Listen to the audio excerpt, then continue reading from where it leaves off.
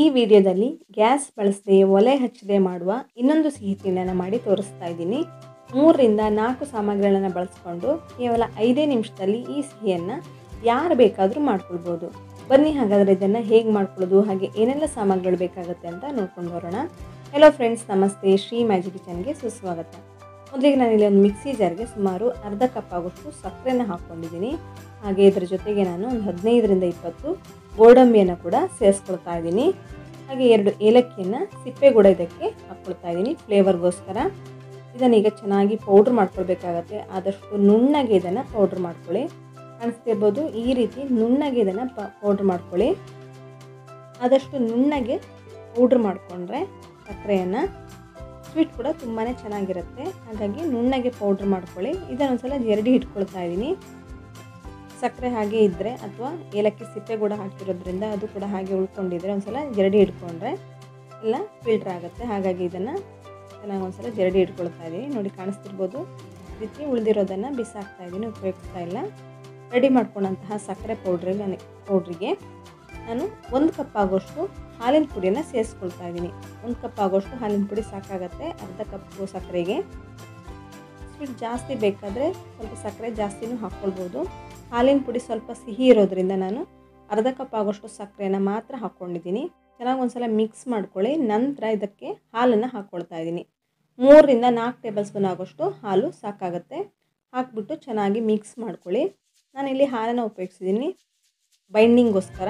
ನೀವು ಬೇಕಾದರೆ ನೀರನ್ನು ಕೂಡ ಹಾಕ್ಕೊಂಡು ಚೆನ್ನಾಗಿ ಮಿಕ್ಸ್ ಮಾಡಿಕೊಂಡು ಈ ರೀತಿ ಮುದ್ದೆ ಆಗೋ ತನಕ ಕಲಿಸ್ಕೊಳ್ಳಿ. ಇಷ್ಟನ್ನು ಚೆನ್ನಾಗಿ ಮಿಕ್ಸ್ ಕಲಿಸ್ಕೊಳ್ತಾ ಬನ್ನಿ. ಒಂದು ಮುದ್ದೆ ರೀತಿ ಆಗಬೇಕು, ಅಲ್ಲಿ ತನಕ ಇದನ್ನು ಕಲಿಸ್ಕೊಳ್ತಾ ಬನ್ನಿ. ಹಾಲಿನ ಬದಲಿಗೆ ನೀವು ಹಾಲಿನ ಕೆನೆ ಇದ್ದರೆ ಅದನ್ನು ಕೂಡ ಹಾಕ್ಕೊಳ್ಬೋದು ಅಥವಾ ನೀರನ್ನು ಕೂಡ ಹಾಕ್ಕೊಂಡು ಚೆನ್ನಾಗಿ ಕಲಿಸ್ಕೊಂಡ್ರೆ ಈ ರೀತಿ ಮುದ್ದೆ ಆಗುತ್ತೆ. ಜಸ್ಟ್ ಬೈಂಡಿಂಗ್ಗೋಸ್ಕರ ನಾನಿಲ್ಲಿ ಹಾಲನ್ನು ಉಪಯೋಗಿಸ್ಕೊಂಡಿದ್ದೀನಿ. ಜಾಸ್ತಿ ಹಾಲನ್ನು ಕೂಡ ಹಾಕ್ಕೊಳ್ಬೇಡಿ, ತುಂಬ ನೀರಾಗಿಬಿಡುತ್ತೆ.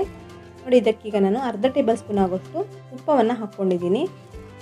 ಈ ರೀತಿ ತುಪ್ಪ ಹಾಕ್ಕೊಂಡ್ರೆ ಇದನ್ನು ಚೆನ್ನಾಗಿ ಮಿಕ್ಸ್ ಮಾಡಿಕೊಂಡು ಒಂದು ಕ್ಲೀನಾಗಿ ಮುದ್ದೆ ರೆಡಿ ಮಾಡ್ಕೊಳ್ಬೋದು. ಅಂಟ್ಕೊಂಡಿರೋದನ್ನೆಲ್ಲ ತೆಗಿತಾ ಇದ್ದೀನಿ. ನೋಡಿ, ಈ ರೀತಿ ನಯವಾಗಿ ಒಂದು ಮುದ್ದೆನ ರೆಡಿ ಮಾಡ್ಕೊಂಡಿದ್ದೀನಿ. ತುಪ್ಪ ಹಾಕ್ಕೊಂಡಿರೋದ್ರಿಂದ ಸಾಫ್ಟ್ ಆಗಿರುತ್ತೆ, ಹಾಗೆ ನಯವಾಗಿ ಉಂಡೆಯನ್ನು ರೆಡಿ ಮಾಡ್ಕೊಳ್ಬೋದು. ನಾನಿಲ್ಲಿ ಇದನ್ನು ಪೇಡ ರೀತಿ ರೆಡಿ ಮಾಡ್ಕೊಳ್ತಾ ಇದ್ದೀನಿ. ತುಪ್ಪ ಹಾಕ್ಕೊಂಡಿರೋದ್ರಿಂದ ಇನ್ನೂ ತುಪ್ಪ ಹಾಕ್ಕೊಳ್ಬೇಕಾಗೇನಿಲ್ಲ, ಕೈಗೆ ಅಂಟುತ್ತಾನೂ ಇಲ್ಲ. ನೋಡಿ, ಈ ರೀತಿ ಚೆನ್ನಾಗಿ ಒಂದು ಉಂಡೆ ರೀತಿ ರೆಡಿ ಮಾಡಿಕೊಂಡು ಈ ರೀತಿ ಪೇಡ ಶೇಪ್ ಇದಕ್ಕೆ ಕೊಟ್ಕೊಳ್ಳಿ. ನಿಮಗೆ ಯಾವ ರೀತಿ ಶೇಪ್ ಕೊಡಬೇಕನ್ಸುತ್ತೋ ಆ ರೀತಿ ಶೇಪ್ ಕೂಡ ಕೊಟ್ಕೊಳ್ಬೋದು. ನಾನಿಲ್ಲಿ ಈ ರೀತಿಯ ಒಂದು ಶೇಪನ್ನು ಕೊಟ್ಕೊಳ್ತಾ ಇದ್ದೀನಿ. ತುಂಬ ಸಿಂಪಲ್ಲಾಗಿ ಈ ಸ್ವೀಟನ್ನು ನೀವು ರೆಡಿ ಮಾಡ್ಕೊಳ್ಬೋದು. ಕೇವಲ 5 ನಿಮಿಷದಲ್ಲಿ ಗ್ಯಾಸ್ ಬಳಸದೆ ಒಲೆ ಹಚ್ಕೊಳ್ಳದೆ ಈ ಪೇಡವನ್ನು ರೆಡಿ ಮಾಡ್ಕೊಳ್ಬೋದು. ಎಲ್ಲವನ್ನು ರೆಡಿ ಮಾಡಿಕೊಂಡು ಒಂದು ಪ್ಲೇಟಲ್ಲಿ ಇಟ್ಕೊಂಡಿದ್ದೀನಿ. ಈ ರೀತಿ ರೆಡಿ ಮಾಡ್ಕೊಂಡ ನಂತರ ಮೇಲ್ಗಡೆ ಬಾದಾಮನ್ನು ಚಿಕ್ಕದಾಗಿ ಕಟ್ ಮಾಡಿಕೊಂಡು ಇಟ್ಕೊಳ್ತಾ ಇದ್ದೀನಿ. ತುಂಬ ಚೆನ್ನಾಗಿ ಕಾಣಿಸುತ್ತೆ.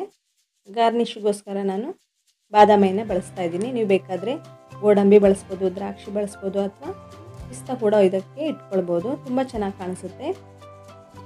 ಇದೀಗ ರೆಡಿಯಾಗಿದೆ. ಇದನ್ನು ಸರ್ವ್ ಮಾಡ್ಬೋದು. ಕೇವಲ 5 ನಿಮಿಷದಲ್ಲಿ ಈ ಸ್ವೀಟನ್ನು ನಾನು ರೆಡಿ ಮಾಡ್ಕೊಂಡಿದ್ದೀನಿ. ತುಂಬ ರುಚಿಯಾಗಿರುತ್ತೆ. ಒಂದ್ಸಲ ಇದನ್ನು ಟ್ರೈ ಮಾಡಿಬಿಟ್ಟು ನೋಡಿ ಹೇಗಿದೆ ಅಂತ ನನಗೆ ಕಮೆಂಟ್ ಮಾಡಿ ಹೇಳಿ. ಇದೇ ರೀತಿ ಮಾಡಿಕೊಂಡ್ರೆ ತುಂಬ ಸಾಫ್ಟಾಗಿಯೂ ಬರುತ್ತೆ. ನೋಡಿ, ಕಾಣಿಸ್ತಿರ್ಬೋದು, ನಾನು ಇದನ್ನು ಈಗ ಕಟ್ ಮಾಡಿಬಿಟ್ಟು ತೋರಿಸ್ತಾ ಇದ್ದೀನಿ. ತುಂಬ ಸಾಫ್ಟಾಗಿರುತ್ತೆ.